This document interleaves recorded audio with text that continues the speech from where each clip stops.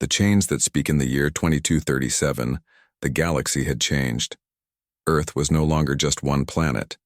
It had power across many worlds. Humans had become rulers in the stars, and with power came control. On some planets, aliens were no longer free. They were treated as tools, workers, or slaves. Captain Wren was a soldier of Earth's Space Force. He was known as a hero. He had fought in wars, saved colonies, and followed orders.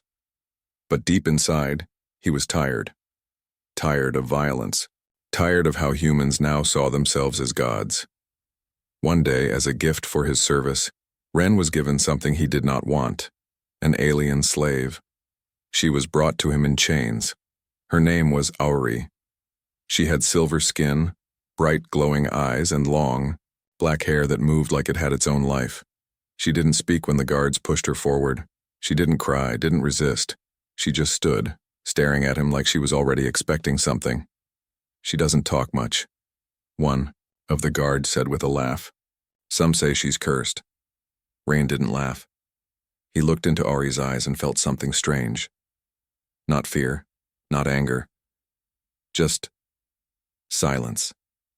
Like she had seen too much. For days, Ari lived on his ship. She cleaned, she worked, and she followed. Orders. Not once did she speak. She moved like a shadow, quiet and careful. But Wren never gave her commands. He never treated her like a slave. Still, she stayed. Each night, Wren watched her from the control room's camera. She didn't sleep. She just sat by the window, staring into the stars. He began to ask himself a question he couldn't ignore. Why doesn't she leave? One night, Wren stood outside her small room.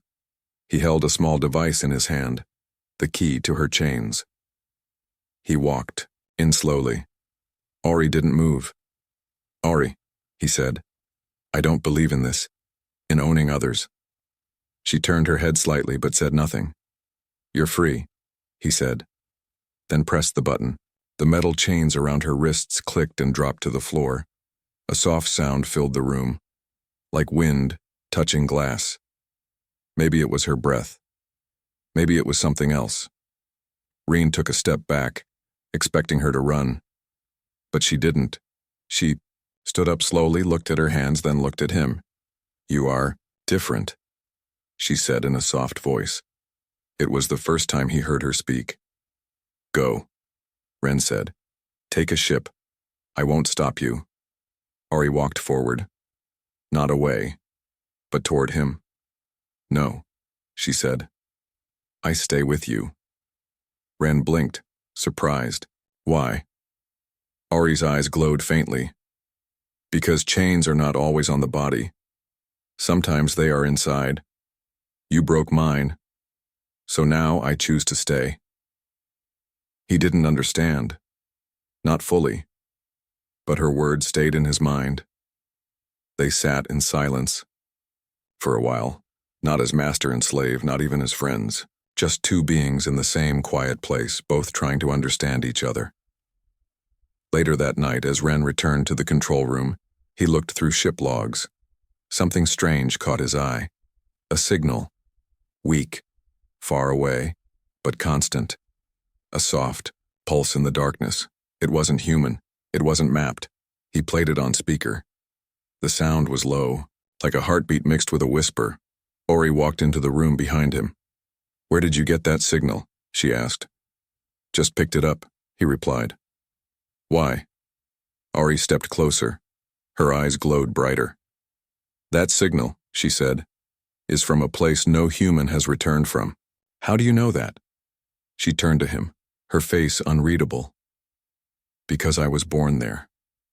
Rain stared at her. Something cold moved down his spine. Before he could ask more, the ship's lights flickered. The signal grew louder. And from deep in space, something moved. A shadow. Watching. Why won't she leave? Captain Wren couldn't sleep. That signal from the dark corner of space kept playing in his mind. A soft, slow pulse, like a voice calling from deep underwater. Ari had recognized it. and her words haunted him. Because I was born there. Who was she, really? He looked at her through the glass window of her room. No more chains. No more orders. She was free now. But still, she stayed. Most slaves ran the first chance they got. Some cried. Some begged. Ari didn't do any of that. She just watched the stars like she was waiting for something. The next morning, Ren made 2 cups of hot synth tea and brought one to her. She looked at the cup for a few seconds before gently taking it. Thank you, she whispered. Ren sat across from her, silent. Then he asked the question he had been holding in for days. Why won't you leave? Ari looked at him. Her glowing eyes didn't blink. Because I am not safe alone, she said calmly. Ren frowned. You're afraid someone's chasing you? She gave a strange half-smile. No, I'm afraid I might find myself. He didn't understand. Before he could speak again, she added, There are pieces of me still out there, locked, sleeping. If they wake up, bad things happen. Ren leaned forward. You're not making sense. Auri looked away. Humans don't believe what they cannot explain. Later that day, Ren asked the ship AI to run a full background scan on Auri. Search everything. DNA, neural patterns, species origin. The result came back in seconds. Result? Unknown. Partial match to extinct Vale species. Neural pattern. Classified. Access denied. Reen blinked. Classified? By who? File sealed by Galactic Command. Level 9 clearance required. He had never seen a file sealed that deep. Not even war files. He stared at her through the screen. Who are you? That night, Ren dreamt of fire, cities burning, alien skies torn open, and in the center of it all, a woman with silver skin and glowing eyes. She stood alone, screaming, as waves of energy exploded from her body. He woke. Up in sweat, the ship alarm beeped. Incoming signal. Same one from before. Ren rushed to the control room. Ari was already there. She stood in front of the screen, eyes wide, breathing slow. It's closer, she whispered. The signal was no longer soft. It was louder, faster, almost like a heartbeat speeding up. Rain grabbed the ship's scanner. Where is it coming from? Ari answered before the computer could. From the edge of the black zone. Dead Sector 9. No stars, no maps, just dark. Ren had heard of it before. A place in space where ships vanished. No one returned. No data could pass through. Why? Is it calling you? He asked. Ari didn't answer. Instead, she turned to him and said, Do you want to know the truth? He nodded. She stepped forward. I was made, not born. I was created by humans, part weapon, part memory. Rain froze. What kind of weapon? Ari touched her chest. One that feels too much. One that remembers pain. She walked past him to the front window of the ship. They called me Project Seraph. I was supposed to help win wars, but I didn't follow orders. Rain swallowed. Hard. So they locked you away? Ari nodded. They buried me, erased me, but you freed me. Rain stepped closer. And now what? She turned, eyes glowing brighter than ever. Now, something else has awakened too. And it's not just calling me. It's hunting me. Suddenly, the ship's lights turned red. AI voice echoed. Warning, unknown vessel detected. No ID, no communication, high speed, high energy signature. Ren rushed to the screen. A dark ship, no markings, no signal, was approaching fast. Like a ghost in space. Shields up, Reen shouted. But the ship didn't attack. It just hovered outside their radar range, watching. Then, a message appeared. On screen. Just 5 words. Return the subject. Or die. The signal in the dark. The message on the screen didn't blink. Return the subject. Or die. Captain Ren stared at the words. His heartbeat slowed.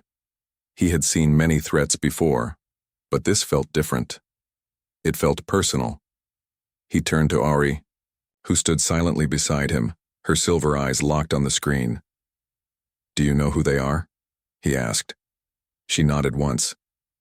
"They are the ones who made me, the ones who broke me. And now, they want me back." Rain clenched his fists. "Why, now after all these years?" Ori closed her eyes. "Because I'm waking up." Outside the ship, the black vessel remained still, floating like a predator in the dark. It didn't fire, didn't move, didn't speak again. It simply watched, as if waiting for something. Rain sent a scan toward it. The results were impossible.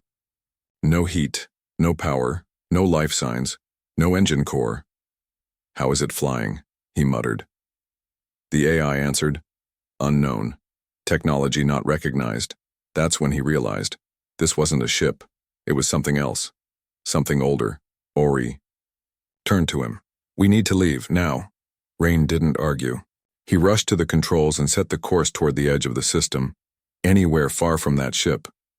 But the moment his fingers touched the controls, the lights shut down. The engine died. Everything went dark. And then, in complete silence, the ship began to move by itself. Ori stepped forward, placing her hand on the wall. Her fingers glowed faintly. The metal seemed to respond, pulsing softly with light. Rain watched in disbelief. "Are you doing that?" She shook her head. "No. It's responding to me. But I'm not in control." Suddenly, the ship's monitor blinked on again. This time, it wasn't text, it was a recording. A room appeared on screen, cold metal, harsh white lights. Scientists in black suits stood around a table. On that table, Annie was a child. Pale skin, silver eyes. Ori.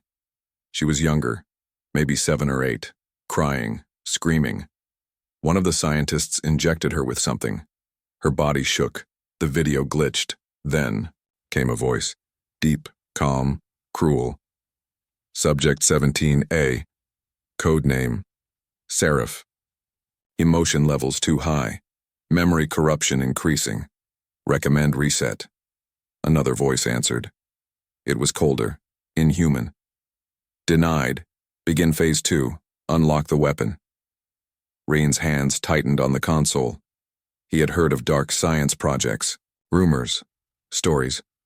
But this was real. He looked at Ori. She wasn't crying. She wasn't shaking. She was quiet. Too quiet. The video ended. The screen returned to black. Then came the whisper. It wasn't a voice through the speakers. It was in Rand's mind. "She doesn't belong to you, Captain." Rand stepped back. She doesn't even belong to herself. Suddenly, lights flickered back on. The ship stopped moving. The dark vessel outside was gone, just vanished. Ren and Ari stood in silence. Then Ari spoke softly. "They didn't just build me, they split me." He turned toward her. "What do you mean?" She placed her hand on her chest. "I was too powerful. So they cut me into parts. My memories, my feelings, my strength. They hid them across space. Sealed inside machines, codes, planets." Rain stared, trying to process it. "And now they're calling you back?" Ori nodded. "One by one. They're waking up." Suddenly, a new signal hit the ship. Louder, faster. Not from the dark ship, but from a nearby sector. It was a distress signal. "Emergency. This is Science Vessel Orion 9. We found something. It's waking up. Please." The message cut out. Uri's eyes widened. "That's one of them." Ren knew what she meant. One of her parts. One of the pieces of who she used to be. "We have to go," she said. "If they get there first, it's over." "What happens if we reach it before them?" Ren asked. Ari looked down. "I remember who I am." "And is that a good thing?" Ari didn't answer. She simply said, "You might not like the answer." The truth about Ori the stars were fading. Captain Wren's ship entered a region of space where light seemed to die. No sun, no signals, just black. The distress call from science vessel Orion 9 had stopped 20 minutes ago. No response. No life signs. But Wren kept going. Ari stood beside him, silent. Her hands were shaking. Not from fear, but from something else. Something waking up inside her. They dropped out of hyperspace near a small, dead planet. It had no name, On. The surface sat the Orion 9, cold, damaged, no movement. Rain activated the scanners. No life forms detected. But Ari whispered, "That's wrong." They landed near the ship. The air was thin but breathable. Wren grabbed a pulse rifle. Ari took nothing. "You sure you're ready for this?" he asked. Ari looked at the planet, her silver eyes glowing faintly. "No, but it's already begun." They stepped into the shadows of the crashed ship. Inside Orion 9 it was silent. No bodies. No blood. Just overturned chairs, blinking red lights, and strange symbols written across the walls in glowing lines. "What is this?" Rain asked. Ari traced the symbols with her fingers. "It's Vial script, but not from my time." "You mean this was written by the future?" Ari nodded. "Or a version of me that has already awakened." They reached the control room. There in the center was a containment pod. Inside the pod was a girl. She looked exactly like Ari, but younger, maybe 16. Her eyes were closed and she floated in glowing liquid. Machines buzzed around her. Subject 17B, core memory fragment. Rain stepped back. "Another version of you?" Ari stared at the pod. Not a version, a piece. Suddenly the ship groaned. A soft hum filled the air. The pod lights blinked. Ari fell to her knees, holding her head. "She's waking up. Can you stop it?" Rain asked. Ari didn't answer. The pod cracked open. Liquid spilled across the floor and the girl inside gasped, breathing hard. She opened her eyes, bright silver, but full of rage. The girl looked around, wild. Her voice echoed like it came from a broken radio. "Who touched the lock?" Ari stood slowly. "I did." The girl stared at her. "You're not complete." "Neither are you." Rain raised his weapon. "Ari, what is this?" Ari whispered. "She's one of my locked memories, sealed because she felt too much pain." The girl turned to Wren. "You shouldn't have brought her here, human. You don't know what she really is." She pointed at Ari. "She's not a person. She's a weapon in disguise." The ground shook. Lights flickered. Machines sparked. Suddenly, the walls of the ship changed. Visions appeared, flashes from Ari's forgotten past. Cities burning, planets screaming, Ari floating in. The sky, her arms out, her body glowing like a star. Energy exploded from her, pure destruction. Wren watched, frozen. "That's you?" he whispered. Ari's voice cracked. "That was the part of me they erased." The girl stepped forward, her hand raised. Energy began to form, violent, electric, angry. "We're not meant to be free. We're meant to end things." Rain stepped in front of Ari. "You don't have to do this." The girl laughed. "You think you're saving her? She will become me, just wait." Ari screamed. "No!" She raised her hand, and light exploded. When the dust cleared, the other Ari was gone. Just vanished. Rain helped Ari to her feet. Her hands were glowing. Her body was shaking. "What did you do?" he asked. She looked at him with tears in her eyes. "I didn't destroy her. I absorbed her." "You mean?" "I took back the memory. Now I remember what I did." Rain held her shoulders. "Ari, listen to me. Whatever happened, whatever you were forced to do, that's not who you are. Now." She didn't respond. Because deep inside, she wasn't sure. They returned to the ship. Ari sat in silence. Rain looked at her through the glass. Her glow was stronger now. Her presence, heavier. She wasn't just a mystery anymore. She was a question with dangerous answers. Suddenly, the ship received another message. Not from a satellite, not from a person, from a machine. 1 fragment has been retrieved. 5 remain. Rain read the last line. If all are reunited, Seraph will return. Ori whispered. Seraph isn't just my code name. Rain looked at her. Then what is it? Ori turned her eyes toward the stars. It's my real form. The final one. She looked at him, pain in her voice. And if that version wakes up, no one will survive. Betrayal or sacrifice? Silence filled the ship. After absorbing the memory fragment on the dead planet, Ori had changed. Her glow was brighter. Her presence felt heavier, like the air bent around her. And most of all, her eyes. They held memories no one should carry. Ran watched her through the glass window of her room. She hadn't spoken since they returned. She sat in the dark, staring at nothing. He wanted to say something. Anything. But what do you say to someone who's no longer sure if they're human or something far more dangerous? The ship trembled slightly. At first, Ren thought it was just a power shift from Ari's presence. But then the AI voice cut in. Warning, external signal detected. Ship approaching at high speed. Ren jumped up and rushed to the control room. A vessel was on their radar. Fast, armed, and human. He narrowed his eyes as the ID came through. Incoming vessel. The Revenant, registered to Commander Celis Ren. His stomach dropped. His brother. Celis was once Ren's commanding officer. Brilliant, loyal, and ruthless. But after the war, something changed. He became colder, more driven. Ran hadn't spoken to him in years. He opened the comms. Celis, what are you doing here? Celis appeared on screen, calm but cold. The same thing you should have done, brother. I'm here for the girl. Rain's face hardened. She's not a girl. Her name is Auri. And she's not going anywhere. Celis tilted his head.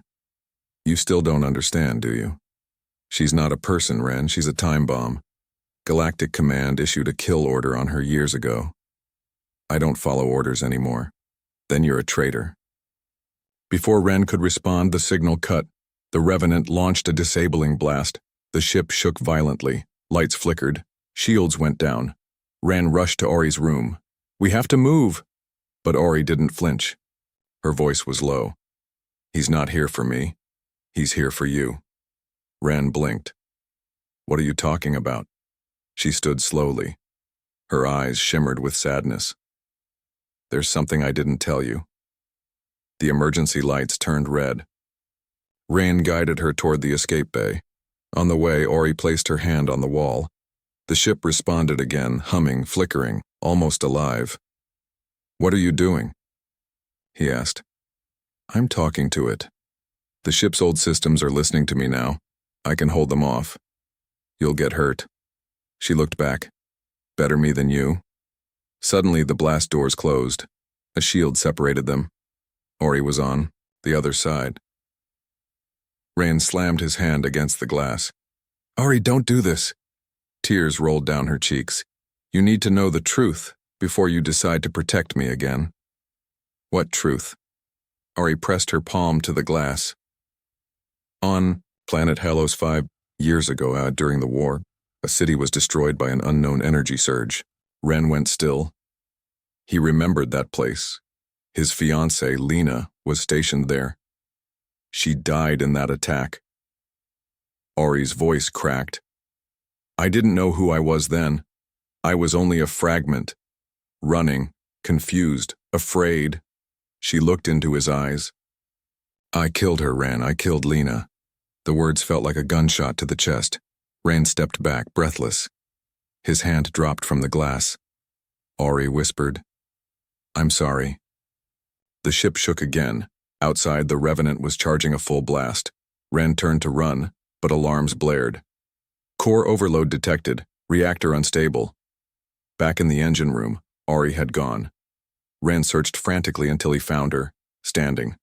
Inside the reactor chamber, hands raised, absorbing the wild energy into herself. "What are you doing?" She looked at him one last time. "Saving your life.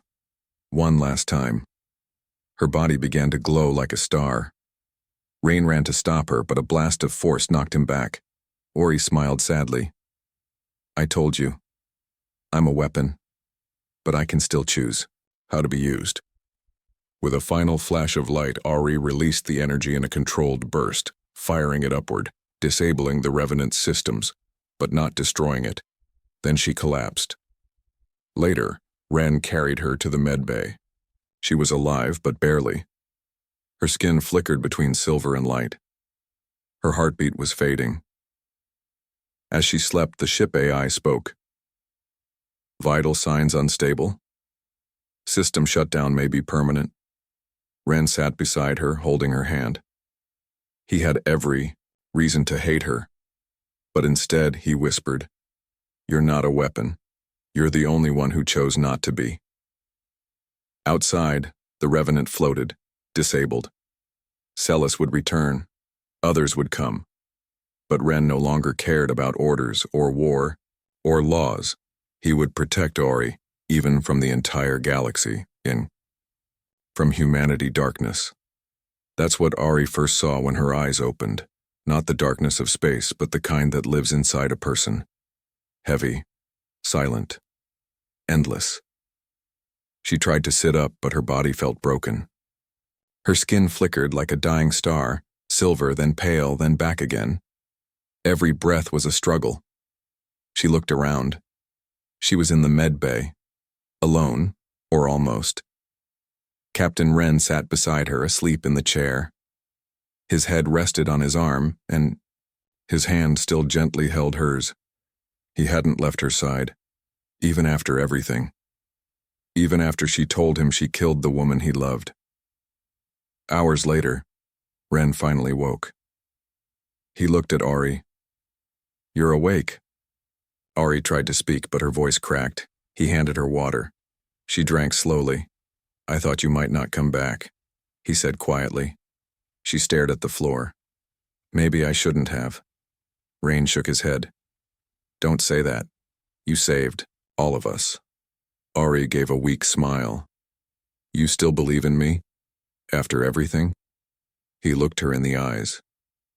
"You didn't choose to be what they made you, but you keep choosing to be better. That's what matters." She wanted to believe him, but deep inside, something had changed. They didn't have much time. The Revenant was still drifting outside, but backup ships were already coming. Ren hacked the comms and saw the report.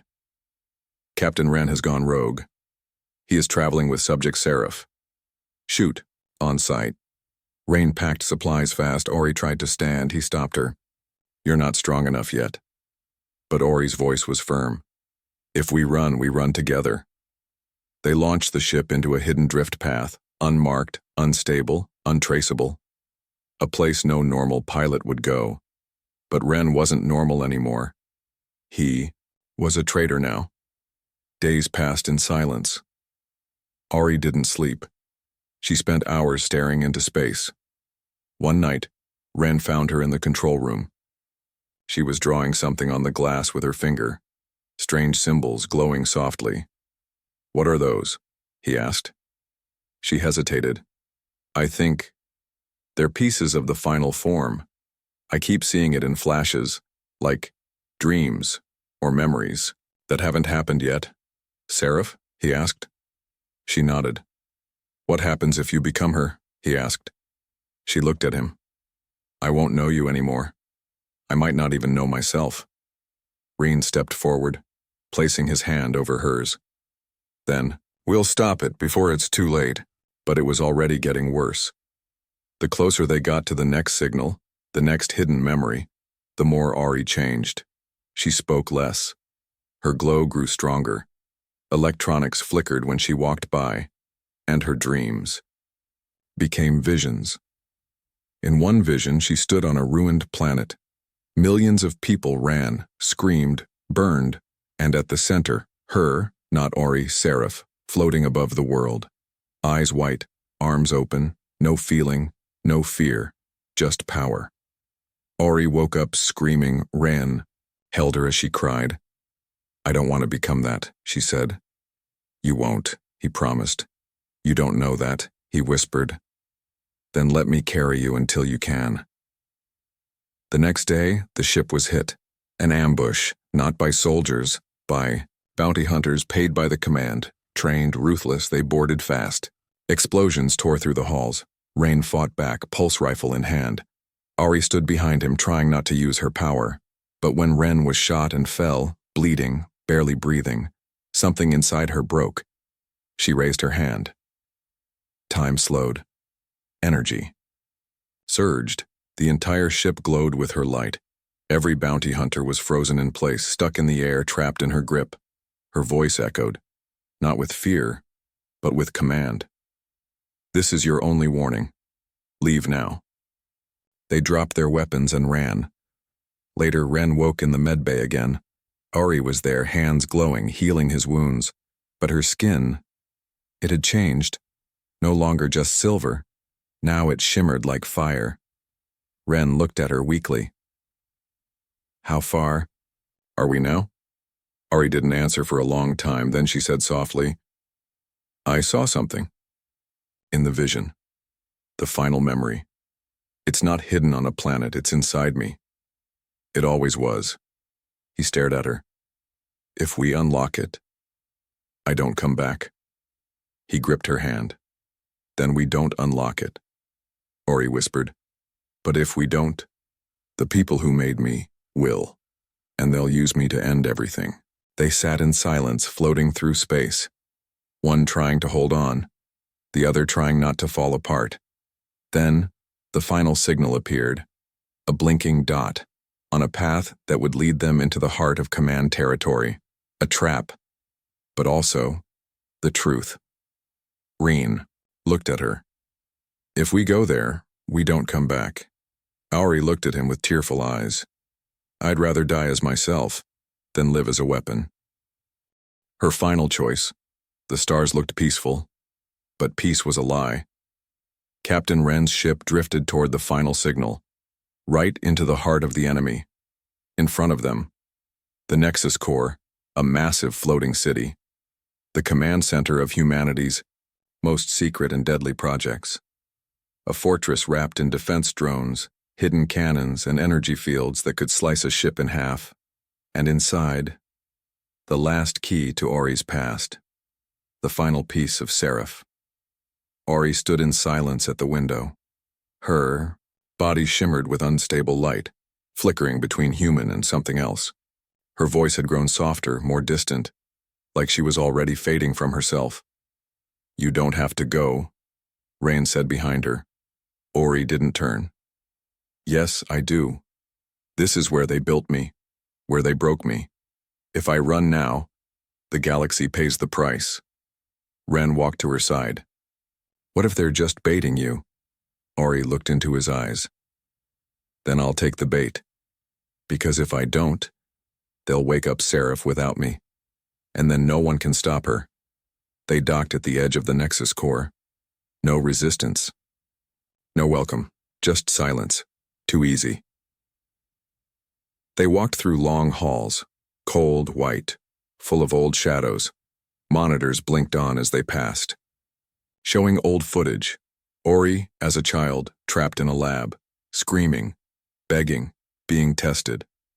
Rain clenched his fists. "Monsters," he whispered. But Ori didn't flinch. She was beyond pain now. In the center of the core, they found it. The heart chamber. Inside, a machine the size of a cathedral, pulsing light, hanging cables. And inside it, something glowing, alive but not awake. The Seraph Core. The final memory. The final power. The final truth. And beside it, stood Commander Celis Ren. Alive. Waiting. Calm. "I knew you'd come," he said to Ren. "You always follow your heart. Even into fire." Ren raised his weapon. "Step away from her." Celis didn't move. "I'm not here to stop you. I'm here to offer her a choice." He looked at Ari. You want to stop us? Fine, take the core, merge with it, become complete. But once you do, and there's no turning back. Ari stepped forward. And what happens then? Celis smiled, cold. Then we release you, on the enemies of Earth. Rand shouted, no, but Ari stood frozen. Her body trembled. The Seraph core pulsed, calling to her like a heartbeat she couldn't ignore. Visions flooded her mind. Planets falling, stars bending. Her hands stretched out as galaxies burned, and Rain, standing alone, in the ashes. Tears filled her eyes. I don't want this, she whispered. Rand ran to her, grabbing her shoulders. Then don't take it. She looked into his eyes. But if I don't, they'll use someone else. Celis nodded. There's always another project, another weapon. But none like you. You're the only one who feels. The only one who might choose mercy. Rand turned to his brother. You're not giving her a choice. You're giving her a threat. Silence. Then Ari stepped forward. She touched the core. It lit up, so bright it hurt to look at. Her body lifted into the air. Her voice echoed like 1,000 thoughts speaking at once. I see it now. All of it. Every life. Every death. Every choice. They wanted a god. A monster. A perfect weapon. But I was never meant to destroy. I was meant to decide. Then she turned to Ren. Floating. Glowing. But her voice was still hers. You gave me something they never could. A name. A reason. A friend. Suddenly she placed her hand on her own chest. The energy spiked, burning, shaking, tearing the chamber apart. Rain shouted, Auri, what are you doing? We smiled through her tears. I choose. Not to become Seraph, but to end her. A blast of light exploded from her body. It wasn't violent. It was peaceful, gentle, powerful. The Seraph core cracked. The machines shut down. The room collapsed. Rand blacked out. When he woke, the chamber was gone. The core was gone. The nexus was silent. And Ori was nowhere. He searched for hours. Only silence answered. Until in the control room he found a single message, burned into the wall. You saved me. Now go save others. Months passed. Rain returned to the outer colonies not as a soldier, not as a captain, but as a voice that told the truth of a girl built to destroy who chose to protect, who had every reason to give up, but instead gave herself. And on quiet nights, when the stars shined a little brighter, Rain looked up and whispered her name. Ori.